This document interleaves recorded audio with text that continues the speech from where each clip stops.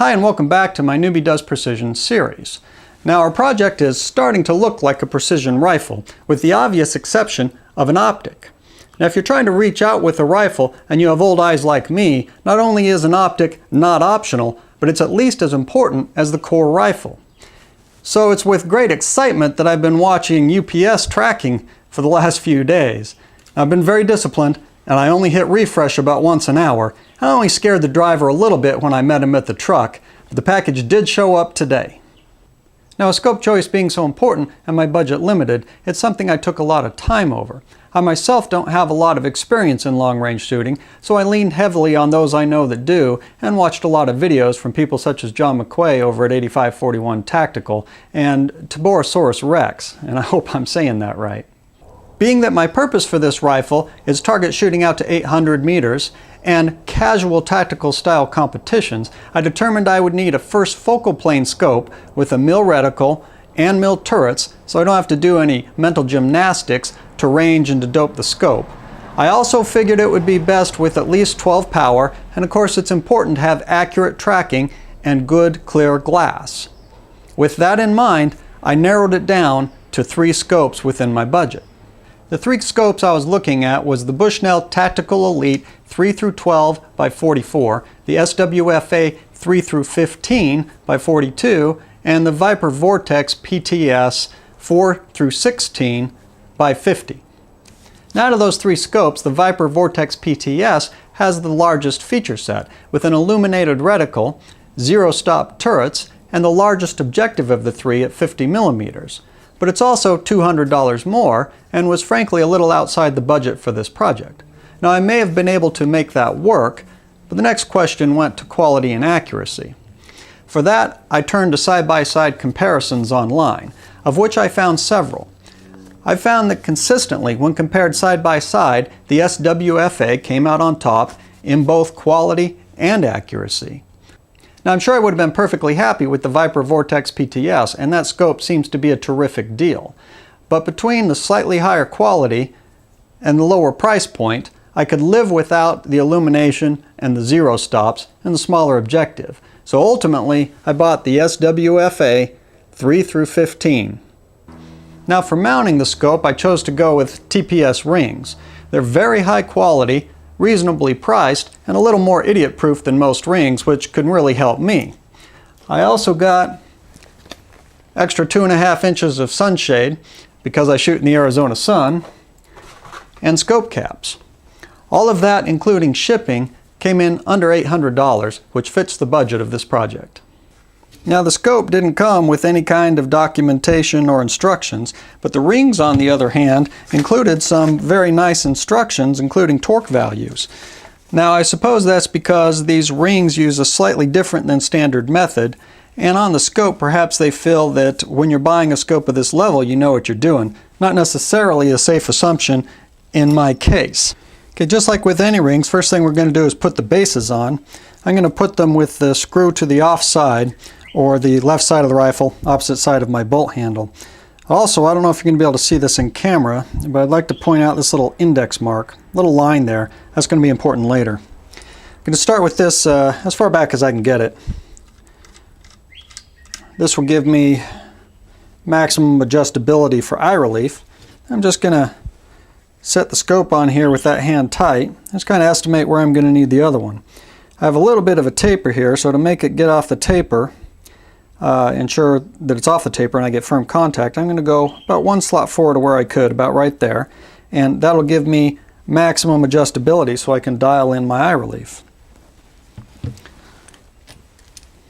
So I'll put that on right there. Now with any Picatinny accessory, it's important to push it all the way forward in the rail slot, take up any slack so under recoil it doesn't move. And we'll take a look at that. Looks good. Looks like I'll have a little more than 4 inches of eye relief, which will allow me to slide that back and dial that in just right. Now it looks like I won't have to move these, so I'm going to go ahead and torque them down. Make sure again that they're all the way to the front of that slot. You could just do them finger tight, but when torque value is given, I prefer to use it. And what we have is a finger nuts over here that are 7/16 inch, and the given value is 65 inch-pounds. So using my inch-pound wrench here, we'll go ahead and tighten that up. There's the breakover.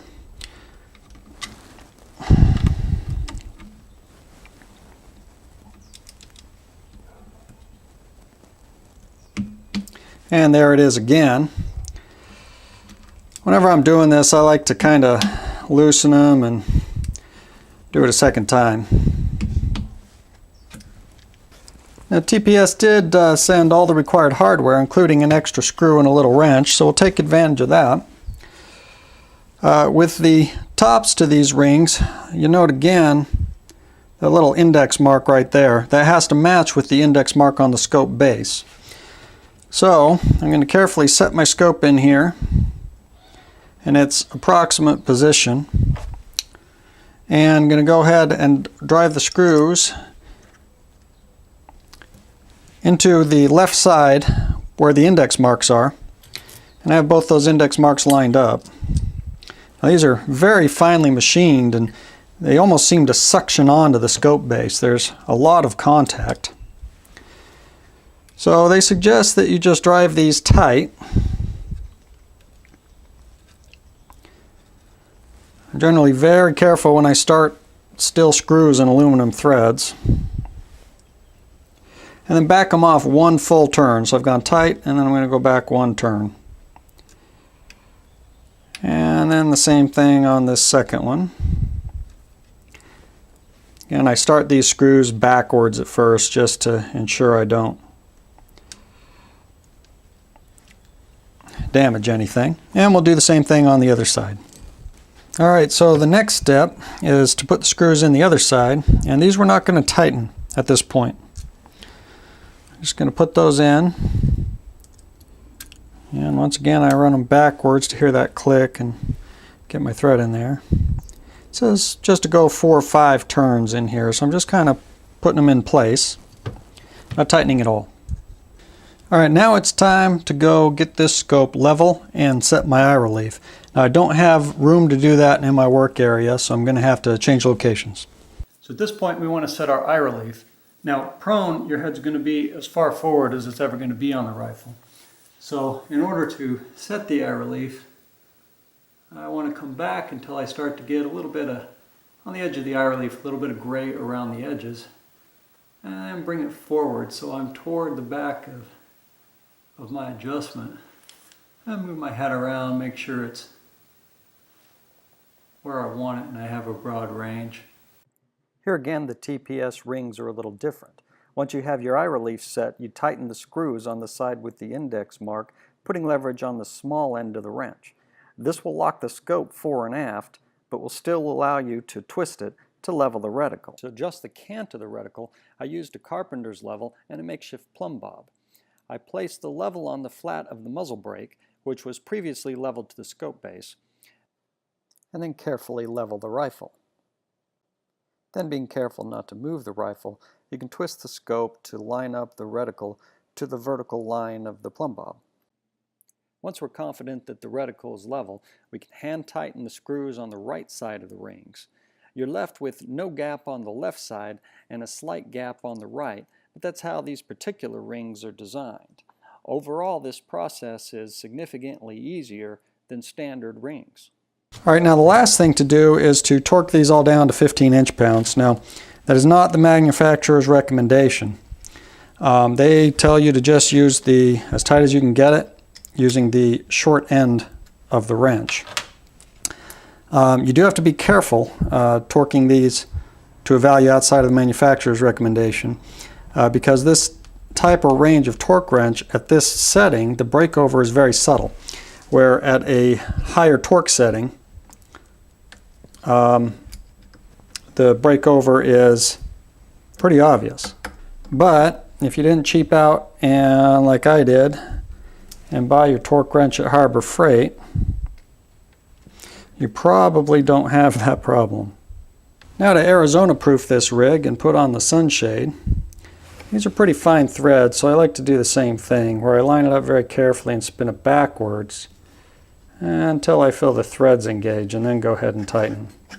It's going to take me a little while to save up for the chassis, so until then we're going to call this rifle ready to roll and get it out to the range. In the next video we'll show the results and talk about the successes, failures, and associated costs.